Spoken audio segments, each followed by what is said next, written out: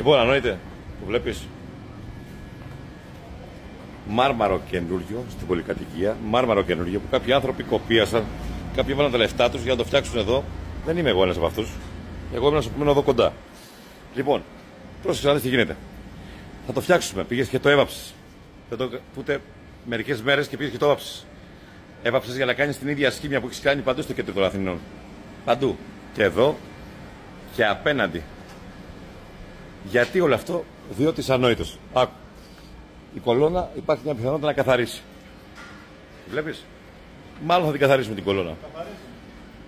Τι? Καθαρίσει. Το καλούμε το νερό. Αυτό λέω. Την κολόνα θα την καθαρίσουμε. Εσύ που το έφτιαξες αυτό, που το ζωγράφισες, σου λέω ότι μπορεί να είσαι 100 φορές τυχερός και σου στέλνω το μήνυμα διαδικτυακά γιατί μπορεί να φτάσει σε σένα. Αλλά μία φορά θα σταθώ και εγώ τυχερός. Και τότε δεν θα καθαρίσω μόνο την κολόνα. Καταλάβες. Λοιπόν, ανόητε, λυπάμαι πάρα πολύ τους φίλους σου και τους γνωστούς σου.